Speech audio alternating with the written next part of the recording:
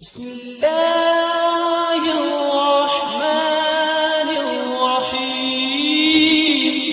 رسول اللہ صلی اللہ علیہ وآلہ وسلم نے ایک بار وضو کے بعد موزہ پہننے کا قصد فرمایا، لیکن دیکھا کہ اچانک آپ صلی اللہ علیہ وسلم کا موزہ ایک عقاب اڑا کر لے گیا۔ آپ صلی اللہ علیہ وسلم یہ ماجرا دیکھ کر حیران ہوئے۔ تھوڑے ہی وقفے کے بعد آپ صلی اللہ علیہ وسلم نے دیکھا کہ عقاب نے موزے کا منہ زمین کی طرف کیا، جس سے ایک سیاہ سانپ گرا۔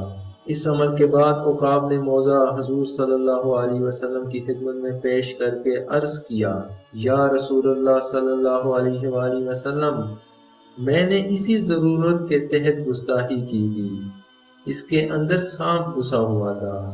مجھے حق تعالی نے آپ صلی اللہ علیہ وسلم کی خدمت پر مامور فرمایا، ورنہ میری کیا مجال تھی کہ آپ صلی اللہ علیہ وسلم کے حضور ایسی بے ادبی کرتا۔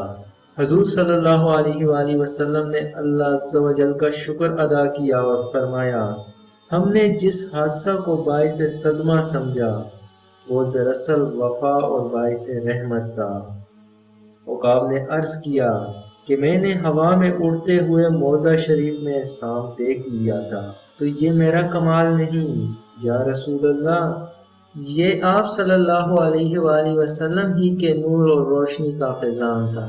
آپ صلی اللہ علیہ وآلہ وسلم تو سراج منیر ہیں، اگر کسی دل کے اندھے کو نظر نہیں آتا تو یہ اس کا اپنا قصور ہے، کیونکہ تاریکی کا عکس تاریک ہی ہوتا ہے۔